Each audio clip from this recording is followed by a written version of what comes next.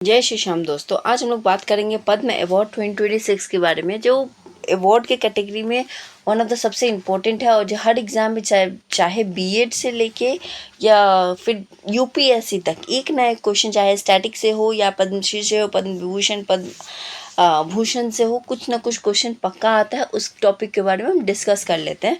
तो पद्म award in 2026 बात करते हैं। देखो, पहले हम लोग बात करेंगे इसके स्टैटिक्स के बारे में। देखिए, पद्म अवार्ड जो है one of the highest civilian honour है।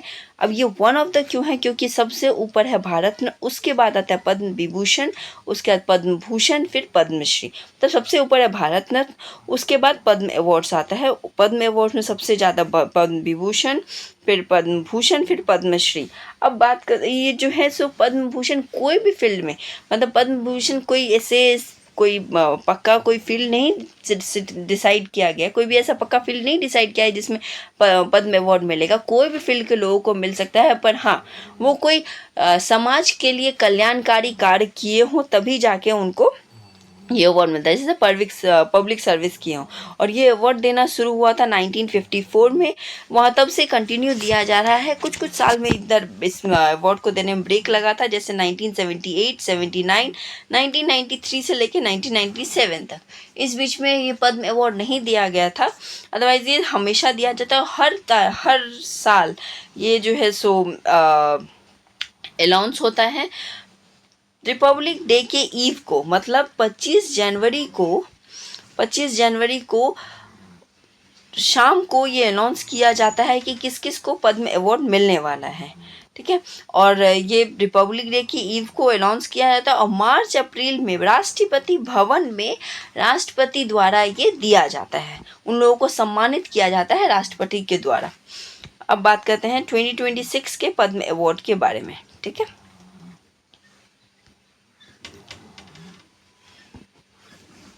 ये देखिए 2026 में टोटल 131 लोगों को पद्म अवार्ड मिला है, जिसमें से 5 पद्म विभूषण हैं, 13 पद्म भूषण हैं और 113 पद्मश्री हैं। और उसमें से भी 19 ठो वुमेन्स हैं, 6 ठो फॉरेनर एनआरआई कैटेगरी के हैं और 16 ठो जो मरणोपरांत लोगों को मिला है। और इस बार नया कैटेगरी ऐड किया गया है, स्टेट भी बताया गया है कि कौन से स्टेट को सबसे ज़्यादा पद्म अवार्ड मिला है।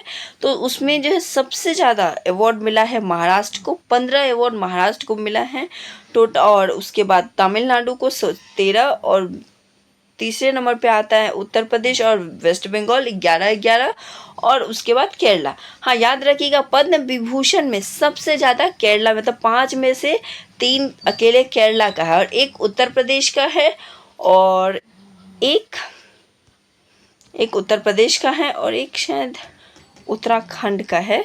वो मैं अभी हम लोग देखेंगे तो पता चल जाएगा। ठीक है, ये देखिए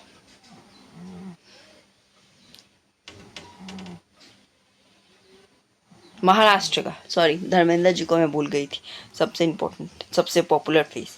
एक महाराष्ट्र से है और एक देखिए धर्मेंद्र जी। अब बात करते हैं पद्म विभूषण के बारे में। पद्म विभूषण किसको किसको मिला है और किस किस कैटेगरी में मिला है। हम लोग बात करते हैं धर्मेंद्र जी का, उनको मिला है आर्ट के क्षेत्र में, जो महाराष्ट्र से हैं। फिर केटी थॉमस, उसके बाद फिर एन रंजम, पी नारायण और श्री वीएस अच्युतानंद। अब बात करते हैं, देखिए किस किस फील्ड में। धर्मेंद्र जी को आर्ट के फील्ड में मिला है, श्री केटी थॉमस को मिला है, केटी थॉमस जज थे तो उनको पब्लिक सेक्टर के बीच में मिला है। और उसके बाद बात करते हैं एन रंजम को, उत्तर प्रदेश में ये वॉयलिनिस्ट थी। और पी नारायण को लिटरेचर एजुकेशन में। वीएस अच्युतानंदन को मिला है पब्लिक अफेयर्स के बारे में। अब सबका थोड़ा बहुत डिटेल डिस्कस कर लेते हैं, क्योंकि पद्म विभूषण जिनको मिला है उन लोग के डिटेल्स पूछे जा सकते हैं। बात करते हैं धर्मेंद्र सिंह डोयल का। इनका जन्म हुआ था 1935 में 8 दिसंबर को और इनका डेथ हुआ है अभी हाल में ही 24 नवंबर 2025 में। ये इनको ही मैन ऑफ बॉलीवुड के नाम से भी ये प्रसिद्ध थे। और उसके बाद इनका जो फर्स्ट मूवी था, जो डेब्यू मूवी जिसको बोलते हैं, वो था दिल भी तेरा हम भी तेरे। 1960 में ये मूवी आई थी। उसके बाद है ये जो मेंबर थे, लोकसभा के मेंबर थे, बीकानेर के क्षेत्र से ये लोकसभा के मेंबर बन के सेलेक्ट हुए थे और 2000 बीजेपी पार्टी से थे ये, और 2004 से लेकर 9 तक as a member of Lok Sabha ये सर्व किए हुए हैं। इनको मिला है पद्म भूषण। 2012 में पद्म भूषण मिला और लाइफ टाइम अचीवमेंट मिला है 1997 में। ठीक है, अब बात करते हैं केटी थॉमस सुप्रीम कोर्ट के जज थे, फॉर्मल सुप्रीम कोर्ट जज थे ये। और इनका जो बुक है वो उसका नाम है इनका जो बुक है उसका नाम है हनी बी ऑफ सोलेमन। 2008 में लॉन्च हुआ था। इनको पद्म भूषण अवार्ड मिला था 2007 में। अब बात करते हैं MS Rajan, the only female member जिन्हें पद्म विभूषण मिला है, इसलिए ये ज़्यादा इंपॉर्टेंट हो जाती है। ये वॉयलिनिस्ट थी उत्तर प्रदेश से, और ये हिंदू क्लासिकल ये जो म्यूज़िक था, हिंदू क्लासिकल मूवी, उसमें बहुत इंपॉर्टेंट रोल प्ले की थी। और ये स्पेशलाइज थी ये ग्वालियर घराने की। ठीक है, ग्वालियर घराने का इनका स्पेशलाइजेशन था। और संगीत नाटक एकेडमी फेलोशिप में इनको 2012 को अवार्ड मिला था और पद्म भूषण मिला था 2004 में। हम बात करते हैं पी नारायण को, ये जो है को फाउंडर थे the chief of Malayalam daily जन्मभूमि के, को फाउंडर और एडिटर चीफ थे मलयालम डेली जन्मभूमि के। अब बात करते हैं VS अच्युतानंद। VS अच्युतानंद, ये जो इनका जन्म हुआ था 1923 में और इनका जो डेथ हो गया था अभी हाल में पिछले साल हुआ है 25 जुलाई 2025 को। ये फाउंडिंग मेंबर थे कम्युनिस्ट पार्टी ऑफ इंडिया, जिसे CPI भी कहा जाता है। और ये केरला के 20वें चीफ मिनिस्टर थे। साथ में ये जो इनको जो है ना केरला के फेडरल कैस्टो रूफ ऑफ केरला भी कहा जाता था। ये तो हो गया पद्म विभूषण के बारे में सब कुछ।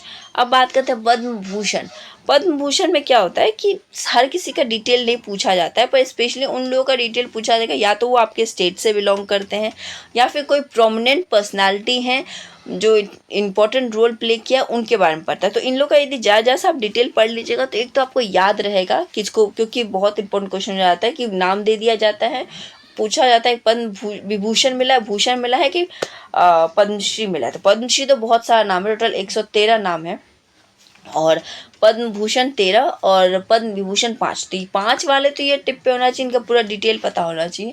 और पद्म भूषण का शॉर्ट में डिटेल देख लेंगे ताकि हम अंतर कर सकें।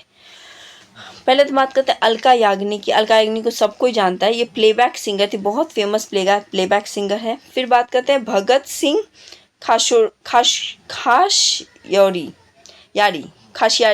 खोशियारी। हाँ, भगत सिंह खोशियारी का जो उत्तराखंड के ये सेकंड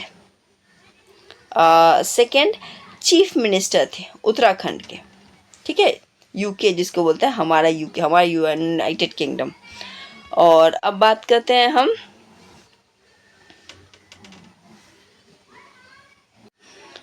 बात करते हैं कलपति रामास्वामी पालनीस्वामी। ये मेडिसिन तमिलनाडु कैटेगरी में है और ये स्पेशली गैस्ट्रोलॉजिस्ट थे। गैस्ट्रोलॉजी मीन्स जो पेट की समस्याओं को सॉल्व करने वाले ये थे। फिर बात करते हैं मम्मूटी का। तो ये जो है सो बहुत बड़े एक्टर थे साउथ के। फिर बात करते हैं नोरी दत्ता त्योदी। इनको जो है पद्मश्री पहले भी मिल चुका है और पद्म भूषण मिला है अभी। और ये ऑन्कोलॉजिस्ट थे। ऑन्कोलॉजिस्ट जो कैंसर से रिलेटेड जो भी बीमारी होता है उनसे रिलेटेड काम करते हैं और इनको भी NRI के कैटेगरी में पद्म भूषण अवार्ड मिला हुआ है। अब बात करते हैं हम पद्मश्री अवार्ड की। पद्मश्री में टोटल देखो, हम लोग पहले बात किए पद्म भूषण मिला है 5 को, पद्म विभूषण मिला है टोटल 5 को, पद्म भूषण मिला है 13 को और पद्मश्री मिला है 113 को। ठीक है, और पद्मश्री में कुछ कुछ जो प्रोमिनेंट एक्टर हैं उनका नाम याद करना पड़ेगा, जो जिसका लिस्ट मिल जाता है इजीली, और वो फालतू में मैं लिस्ट डाल के और उसको मैं रीड आउट करने का कोई मतलब नहीं बनता है। और हाँ, जो जो लोग आपके स्टेट से बिलोंग करते हैं उनको पद्मश्री मिला है और किस काम के लिए मिला है वो चीज़ इंपॉर्टेंट है।